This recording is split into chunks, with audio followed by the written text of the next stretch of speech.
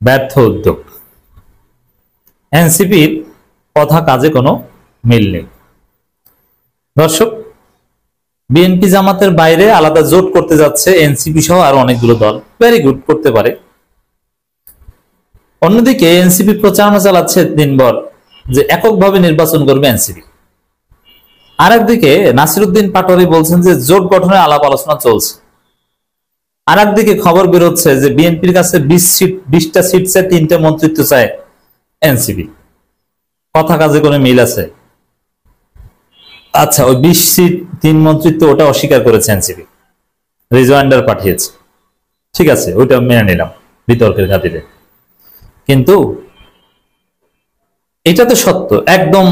এই গণ অধিকার পরিষদ, এবি পার্টি, হাসনাত কাইয়ুম, তবে আরো যে ওই একটু কিরকম যেন হাটে আছে না, একজন নেতা আছে না একটু গে টাইপের হাটে, আমি এমনিতে ওটা নিয়ে ট্রল হয় এই জন্য বললাম, বিপ্লবী ওয়ার্কার্স পার্টি সাইফুল হক, আরো আছে অনেকে। এরা একসাথে দাঁড়িয়ে কথা বলছেন, সংবাদ সম্মেলন করছেন, এবং নাসিরউদ্দিন পাটোয়ারি টুপি মাথায় দিয়ে এবি পার্টির মুজিবুর রহমান মঞ্জুদের সাথে আলাপ আলোচনা করছেন, জোট গঠন বা নানান বিষয় করছেন। এটা তো সঠিক যে আলাদা জোট গঠনের চেষ্টা চলছে। তাহলে আপনি আলাদা জোট গঠনের চেষ্টা করছেন, আবার বলছেন আমরা এককভাবে নির্বাচন করব। তাহলে জোট করে কি একসাথে বিড়ি খাবেন না পান খাবেন? কিসের জোট? জোট বেসিক্যালি আন্দোলন এবং নির্বাচনের, আর এখন আন্দোলন নেই, এখন হচ্ছে নির্বাচন। এই মুহূর্তে জোট মানে হচ্ছে নির্বাচনী জোট, এর বাইরে কোনো কথা নেই। তাহলে আপনি কেন বলছেন যে এককভাবে নির্বাচন করবেন? প্রতারণা, মিথ্যা কথা। এনসিপি যে মিথ্যার উপর ভিত্তি করে রাজনীতি করছে, এরা সকালে এক কথা বিকালে এক কথা বলে, এদের চরিত্রের যে ঠিক নাই, কথা কাজে যে মিল নাই, ক্লিয়ার? দর্শক, খবরটা আমরা একটু বিশ্লেষণ করি এবং এটা আসলে সফল হবে কিনা আমরা দেখছি। বিএনপি ও জামাতের বাইরে নতুন একটি রাজনৈতিক জোট গঠনের উদ্যোগ নিয়েছে জাতীয় নাগরিক পার্টি এনসিপি, গণ অধিকার পরিষদ, এবি পার্টি সহ 9টি রাজনৈতিক দল। দেখেন, এখানে এই এনসিপি এবি পার্টি যে বিরোধ, আবার তারা জোট গঠন করতে চায়। ঠিক আছে, তাদের বিরোধ মিটিয়ে জোট গঠন করুক, ভালো। 9 দলীয় জোট। এখন 9 দলীয় জোট, এই যে 9 দলে কারা? সবচেয়ে বড় দল এনসিপি, তারপর গণ অধিকার পরিষদ, তারপর এবি পার্টি। এরা আলাদা জোট গঠন করে নির্বাচন কি করবে? এরা সব 9 এরকম জোট 9টা দল মিলে যদি 81টা দল মিলেও যদি জোট গঠন করে, এরা নির্বাচনে জিততে পারবে? কিছু করতে পারবে? একটা আসনে জেতার মতো কোনো সক্ষমতা তারা রাখে? পারবে না। তাহলে এই জোট কেন গঠন করছে? আসলে অনেক ধান্দা আছে তাদের। তারা এই জোট গঠন করে জোট হিসাবে বিএনপি বা জামাত কোনো এক দলের সাথে নেগোসিয়েশনে যাবে। আর এনসিপির ধান্দাটা হচ্ছে, এনসিপির তো লোক নাই, কিন্তু তারা এই জোট গঠন করলেও এই জোটের হিসাব নিকাশ সামনে আনবে অনেক পরে, জোট গঠন করে রেখে দিবে। এনসিপি যে কৌশলটা খেলবে, নির্বাচনের তফসিল ঘোষণা করার পর মনোনয়নপত্র দাখিল প্রত্যাহারের ওই টাইমটায় যখন বিএনপির অনেক বিদ্রোহী প্রার্থী দাঁড়িয়ে যাবে এবং আরো অনেক শক্তিশালী স্বতন্ত্র প্রার্থী টাকাওয়ালা দাঁড়িয়ে যাবে, তাদেরকে এনসিপি বলবে যে এনসিপিতে যোগ দাও, আমাদের প্রার্থী শাপলার কলির প্রার্থী। এবং বিএনপির বিদ্রোহী প্রার্থী বা শক্তিশালী স্বতন্ত্র প্রার্থী এনসিপিতে যোগ দিবে কোন আশায়? একটা সময় ছিল যে এনসিপি তারুণ দল, বড় দল যোগ দিলে লাভ আছে, এখন তো সেই লাভও নাই।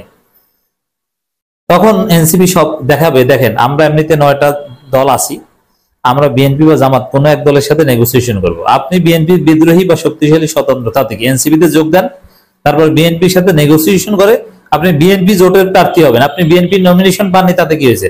বিএনপি জোটের প্রার্থী হবেন আপনি।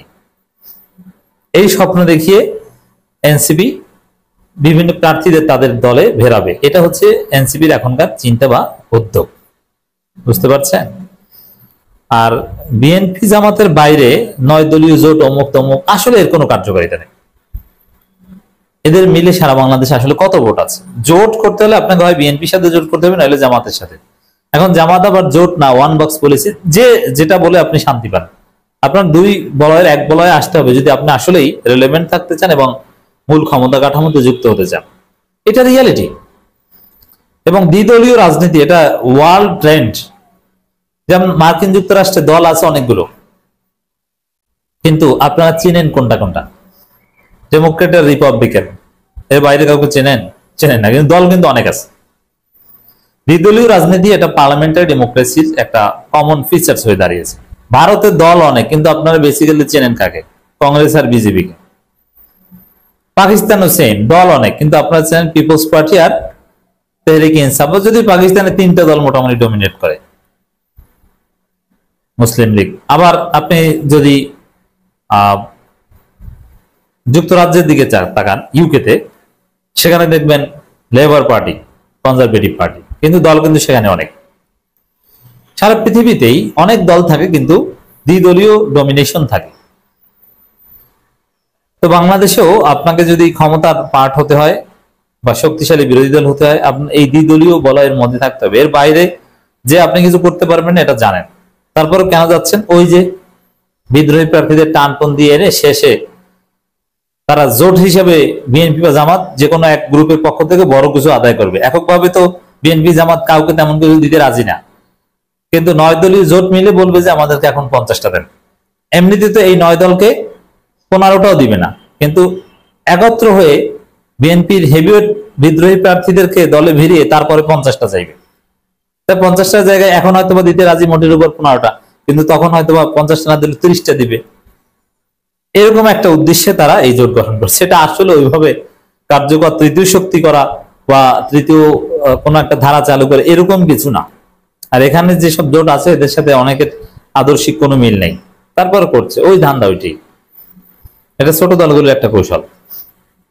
বিএনপি ও জামাতের বাইরে নতুন একটি রাজনৈতিক জোট গঠনের উদ্যোগ নিয়েছে জাতীয় নাগরিক পার্টি, এনসিপি, গণঅধিকার পরিষদ, এবি পার্টি সহ 6টি রাজনৈতিক জোটের রূপরেখা চূড়ান্ত করতে দলগুলোর মধ্যে চলছে ধারাবাহিক আলোচনা।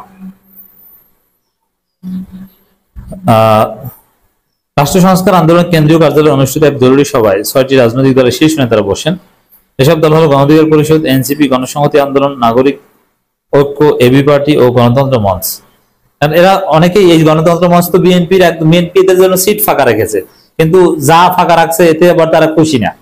এই জন্য তারা একত্র হয়ে বিএনপির কাছে বড় কিছু চাইতে চাইবে। আর যদি দেখা যায় না ক্ষমতায় জামাত আসতে যাচ্ছে, এটা তারা নিশ্চিত হলে জামাতের কাছে চাইবে। এই হচ্ছে তাদের রাজনীতি। সবাই শুধু আসন্ন জাতীয় নির্বাচন নয়, জুলাই সনদের আকাঙ্ক্ষা বাস্তবায়ন নিয়েও বিস্তারিত আলোচনা হয়। এটা সবার উপরে স্থান দেওয়া দরকার যে জুলাই সনদ বাস্তবায়ন হতে হবে। তবে হ্যাঁ, এদের কিছু আন্তরিকতা বিএনপির চাইতে বেশি। ছোট দলগুলো সংস্কার চায়, এটা ঠিক, কারণ সংস্কার চাইলে তাদের লাভ। বড় দলগুলো সংস্কার চান না। এখানে আমরা অনেকদিন ধরেই বিএনপি ও জামাতের বাইরে নতুন কিছু করার চেষ্টা করছি। এবার আবার সে আলোচনা শুরু করেছি, যেহেতু আনুষ্ঠানিকভাবে আমরা কেউই বিএনপি বা জামাতের সঙ্গে নেই, তাই তৃতীয় শক্তি বা নতুন জোট গঠন সম্ভব কিনা তা নিয়ে আলোচনা করছি। ওই যে আমি তো রূপরেখা